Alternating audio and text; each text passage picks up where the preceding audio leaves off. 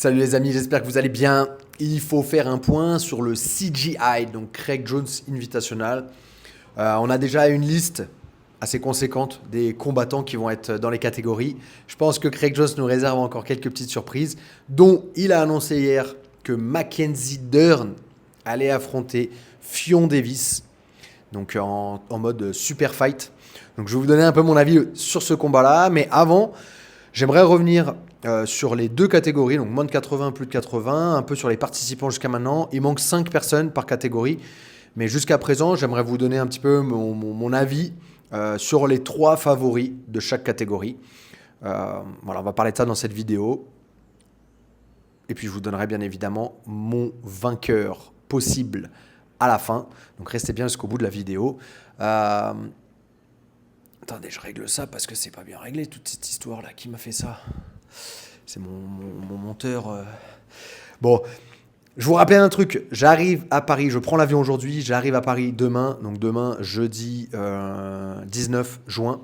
Et je reste un mois sur Paris, en France. Et je vais faire une tournée de stage un peu partout en France. Ça va être Paris, Saint-Étienne, Toulon, Menton, c'est sur la côte d'Azur entre Nice et l'Italie, Genève, Reims.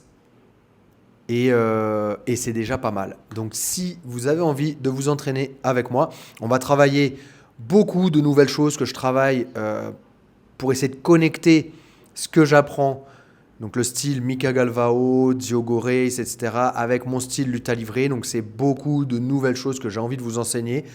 Donc n'hésitez pas, les informations sont dans la description. Si vous avez envie de vous joindre à moi sur l'un de mes stages, ça me fera un grand plaisir. Et en plus, vous avez un rash guard pour certains, pas tous, certains événements, je précise, mais vous aurez un rash guard offert sur chaque rassemblement. Donc celui de Paris, à Toulon, à Menton et à Genève. Je ne sais plus à Reims, je ne sais plus. Donc vous aurez un rash guard offert, manche longue, il est énervé, je ne l'ai pas encore mis en photo parce que je l'ai reçu ce matin à l'aéroport, donc je vais le prendre juste avant de prendre l'avion. Voilà, c'est brésilienne quoi, toujours au dernier moment, mais top. Quoi qu'il arrive, on va les avoir, ça va être sympa. Et c'est parti, on va commencer. J'ai pris mes petites notes cette fois-ci pour pas être en galère. Boum, il n'y a rien écrit de suspect au dos. Ok, moins de 80. Donc on a Andy Varela, jeu très explosif, agressif, clé de bras à la volée, enfin voilà, j'aime beaucoup son jeu.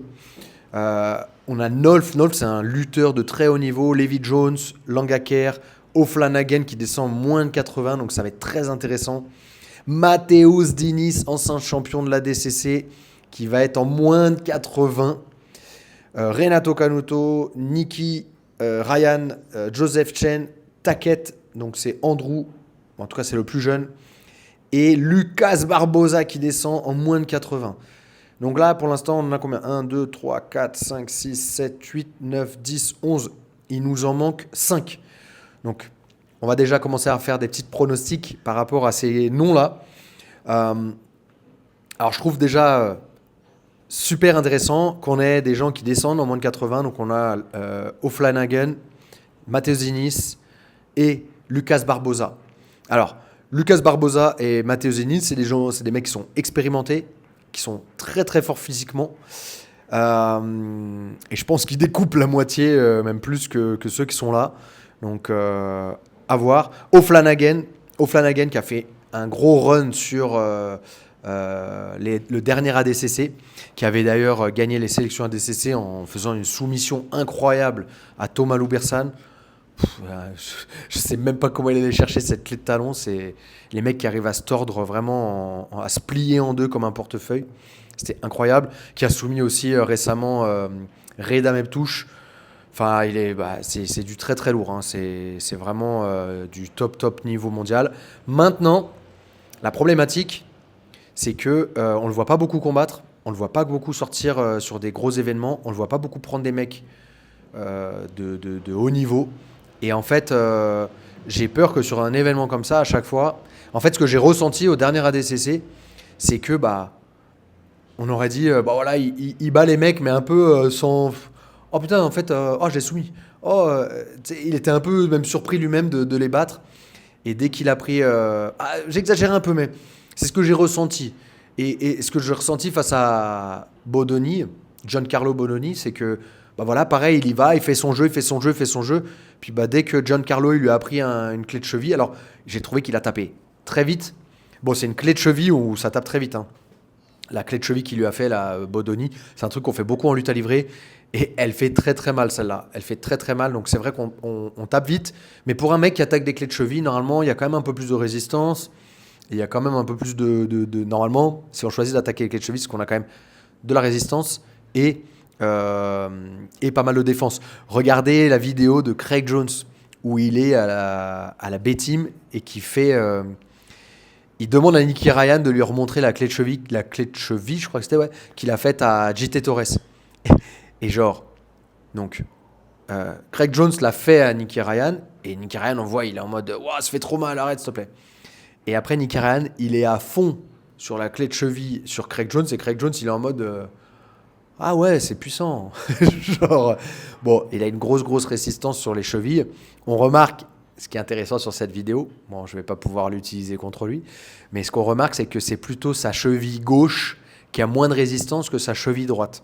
Donc ça, c'est un détail intéressant pour ceux qui aimeraient affronter Craig Jones et peut-être le battre là-dessus. Mais bon, bonne chance. Mais voilà, donc déjà, si je devais sortir, allez, si je dois sortir, on va commencer avec 3 noms vraiment. Bon, je sortirais Nicky Ryan, même si Nicky Ryan, sur des événements comme ça, sur les événements comme ça, vraiment de haut niveau, je trouve qu'il a jamais vraiment trouvé son rythme. Et en fait, pour moi, il a perdu à la DCC face à Renato Canuto parce que il a voulu montrer que il savait lutter, qu'il allait lui rentrer dedans, alors que on l'a su après, mais il était blessé et qu'en fait, il était blessé, il n'a pas pu s'entraîner correctement et donc il avait un cardio qui n'était pas bon. Et il a fait un jeu complètement à l'opposé de ce qu'il aurait dû faire. Donc ça montre quand même beaucoup d'instabilité dans sa tête, beaucoup d'instabilité dans sa façon de combattre et beaucoup d'incertitude. Alors il a fait un run incroyable aux sélections ADCC où il perd, je crois que c'était en finale face au mec de chez Lloyd Irving. Je crois que c'est ça. Dites-moi si je me trompe. Je sais plus s'il a fait les deux. Non, il a fait juste la première et il perd en finale face au mec de chez Lloyd Irving. Et il n'a pas fait les deuxièmes parce que Mojassim l'a invité avant. Il me semble que c'est ça, si mes souvenirs sont bons. Donc bon, quand même, je pense que Nicky Ryan, je pense qu'il bat Varela, il bat Levi Jones. Je pense qu'il bat Langaker. Je pense. Même si Langaker, quand même, sur clé de talon, clé de cheville, il est bien. Mais Langaker, je le vois pas debout au-dessus de Nicky Ryan. Et je le vois pas ne pas se faire passer la garde par Nicky Ryan. Donc je le vois en dessous. Ouais. Donc Nicky Ryan. Après, face à O'Flanagan, là. Combat intéressant. Face à Mateus Diniz. Très intéressant. Face à Canuto, cette fois-ci, je pense qu'il gagne. Face à Joseph Chen, intéressant. Face à Andrew Tackett, intéressant. Et face à Barboza, intéressant. Donc, Nicky Ryan, je le mettrais quand même dans le top 3. Allez, si je devais en choisir 3 dans ce groupe-là, je le choisirais. Choisirais aussi quand même Andrew Tackett.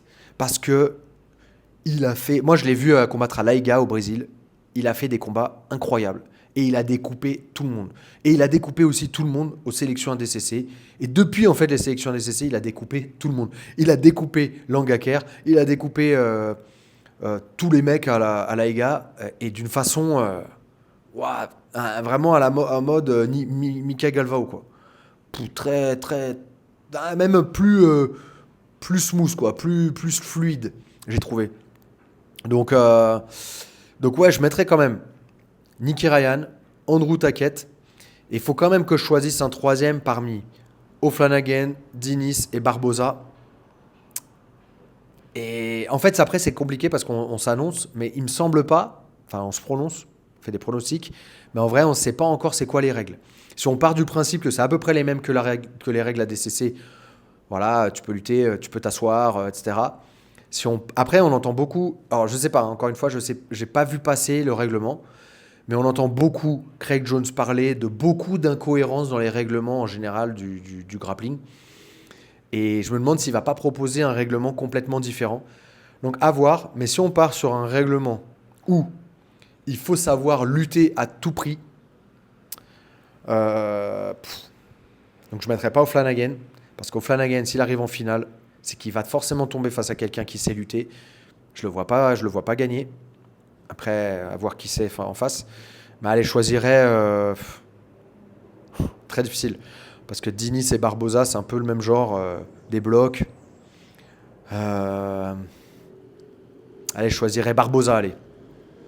Je choisirais Barboza. Donc mon top 3, je mettrais Andrew Tackett, Barboza et Nicky Ryan.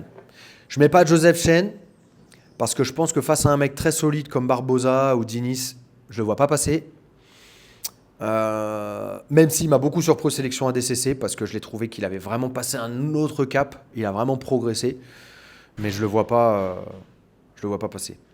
Voilà, ça c'est mon top 3. Et si je devais en choisir un, difficile, hein, difficile. N'hésitez pas à me dire dans les commentaires, vous, ce que vous en pensez. Mais allez, pour le kiff, moi je vois pas Nicky Ryan gagner, quoi. Je le vois pas gagner. Et Tackett, je pense qu'il est trop jeune encore. Enfin, je pense il va manquer d'expérience. Putain. Difficile, hein. Difficile. Mais allez, pour le kiff, allez, on va dire Nicky Ryan. On sait qu'il en a besoin, on sait que il a besoin de prendre confiance et tout, et on va imaginer, il va être chez lui, Craig Jones qui va être là, il va le mettre bien. Ah, peut-être un peu les arbitres avec lui. C'est un peu comme la Coupe du Monde avec Messi. Il fallait qu'il gagne la Coupe du Monde, quoi. Donc les arbitres étaient bon. Ah, il y a penalty. Bon, bref. Ouais. Donc allez, on va dire Nicky Ryan, même si je pense que face à un mec comme Barboza ou Matheus Diniz, je pense que ça va être compliqué.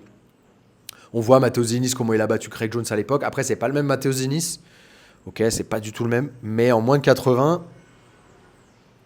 c'est pas la même chose. Hein. C'est pas la même chose. Ce qu'il faut savoir, c'est que quand les mecs ils font. D'ailleurs, une petite histoire, c'est que là, vous avez vu, Mika Galvo, il a combattu dans la KT en dessous au championnat du monde, au World IBJJF. Il y en a certains qui disaient ah c'est parce que il veut pas affronter Tainan Dalpra et tout. Et en fait, je suis parti lui demander. Non, c'est pas lui, c'est pas à lui, c'est à son père. J'ai demandé et son père il m'a dit écoute Nicolas, en fait Mika il voulait se mettre un défi en plus pour vraiment avoir cette sensation de mériter et que ce soit plus dur en fait. Il disait. Bah, c'est pas du tout en mode race la raconter, mais pour ceux qui ont déjà fait des compètes où ils ont dû faire des régimes et des compètes où ils n'ont pas fait de régime, alors bien évidemment si le régime est bien géré, mais en fait le fait de faire un régime ça nous donne de la hargne en plus, quoi. Que ce soit à l'entraînement ou que ce soit en compétition, ça nous donne encore plus l'envie de gagner.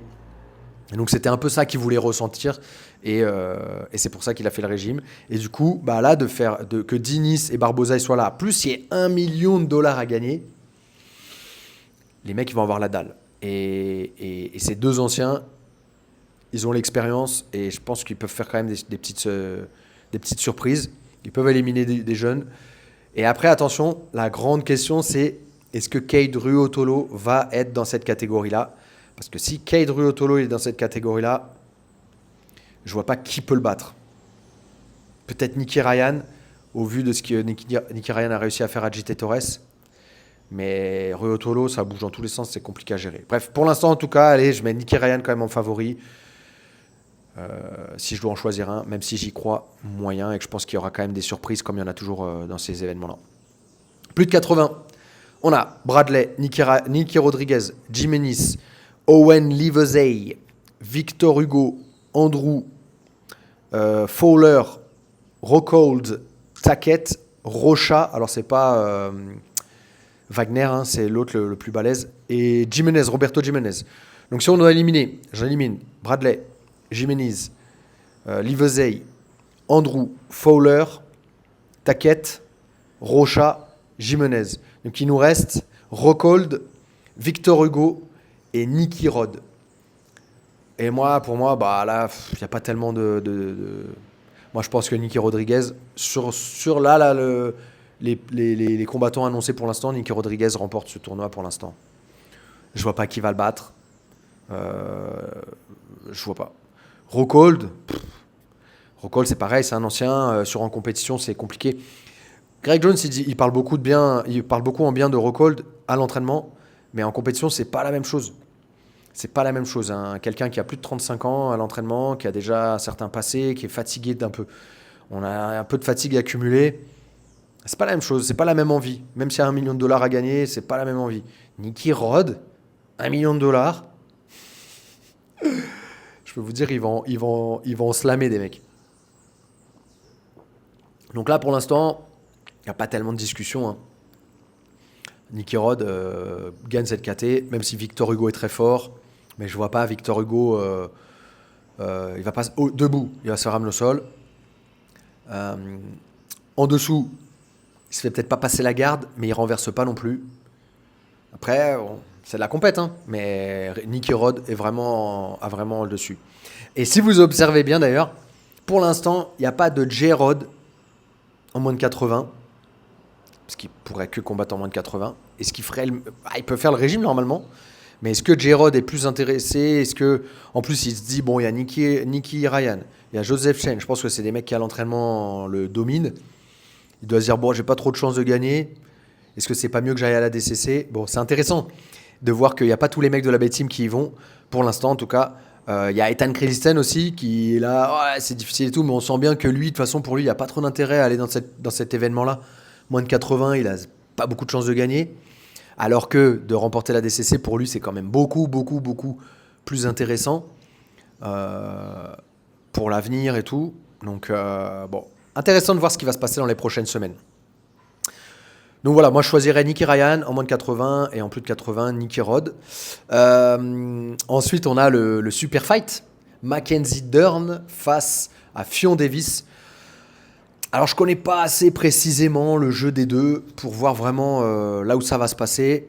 Fionn Davis étant, si on peut dire ça, est en pleine bourre et elle découpe tout le monde en compète. Mais Mackenzie Dern, ça reste Mackenzie Dern quoi. Pour 1 million de dollars, je pense quand même que Fionn Davis gagne ce super fight. Elle est dedans, elle est dans l'actualité. Le jeu, il change vraiment. Et c'est pas en 2 mois que Mackenzie Dern elle peut ajuster. Maintenant, Mackenzie Dern, est-ce que debout, elle se fait ramener au sol?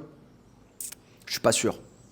Et du coup, est-ce que si elle se retrouve au-dessus, elle se fait prendre le dos, elle se fait renverser? Je sais pas non plus. Voilà, à savoir, à voir comment, dans quel état d'esprit elle va être pour ce combat. Je sais pas non plus. Alors, Greg Jones, alors j'adore Greg Jones et j'adore toute la pub qu'il fait sur Internet. Franchement, il est très très fort et très inspirant. Après, pour lui, il n'a pas de famille, il n'a pas de club, donc il peut dire un peu de la merde sur tout le monde. Bon, c'est pas grave. Quand on a une famille et un club, on peut pas avoir ce même discours, même si je suis pas sûr que j'aimerais avoir ce même personnage sur Internet. Mais mais il nous parle de beaucoup de dessous de table à la DCC. Mais là, c'est pareil. Je ne sais pas combien il a donné. Il a proposé à Fionn Davis et combien il a proposé à Mackenzie Dern. Je ne sais pas si vous avez vu ça passer. Parce que désolé, c'est plein de podcasts. S'il faut que je me tape 8 heures de podcast. Mais je veux bien que vous me fassiez un petit raccourci là-dessus. Avec plaisir. Donc si il a dit un peu combien il allait payer les deux, c'est top. Parce que je pense pas que c'est 1 million de dollars du coup pour les filles. Donc pareil, il parle. Enfin, en fait, il y a quand même des trucs où. Voilà, il parle de les filles, il faut qu'elles soient payées comme les hommes et tout, mais au final, elles vont pas avoir la chance de prendre 1 million de dollars. Voilà, si je me fais aussi l'avocat du diable, si on peut dire ça, de dire que voilà, il dit beaucoup de choses, mais derrière, il reproduit un petit peu les mêmes choses. Et après, c'est aussi facile de jouer avec l'argent de quelqu'un d'autre. Je sais pas c'est quoi sa stratégie, clairement, mais un événement à 3 millions de dollars, je vois pas comment c'est possible de reproduire ça tous les ans. À voir, je sais pas, hein. Après, Craig Jones, il est très puissant sur les réseaux. Tout le monde a ses shorts, tout le monde a ses rash guards. Donc j'imagine qu'il fait énormément d'argent avec ça, avec son merchandising. Sa chaîne YouTube, ses instructionals, ses vidéos sur BG Fanatics. Voilà, il fait beaucoup, beaucoup d'argent. Mais voilà, comment. Il est très puissant, quoi. Il a il arrive à influencer les gens. Donc à voir comment ça va être les prochaines années. Voilà, n'hésitez pas à me dire, vous, c'est quoi vos pronostics pour l'instant sur les 11 combattants qu'on a, ou qui pour vous est favori, qui part favori, et puis pareil sur le duel Mackenzie Dern face à Fionn Davis, pour vous qui est favori, qui est la favorite des deux dans le super fight. Voilà, si ça vous a plu, je vous ferai la même chose aussi pour la DCC, parce que de toute façon, moins de 66, ça devrait pas bouger. Moins de 88, pas beaucoup non plus normalement, j'imagine, parce que de toute façon, il reste 5 personnes à mettre. Donc, euh, donc voilà, à voir si ça vous a plu. On se voit du coup dans la prochaine vidéo. N'oubliez pas, dans la description, il y a plein de cadeaux pour vous. Un cours d'essai ONR Fight pour moins 50%, une vidéo gratuite sur bgfanatics.fr où il y a tous les contenus qui sont en français, et mes camps d'entraînement, en stage, etc. Tout est là. Ok, à vous de jouer. Merci à tous. Au ça.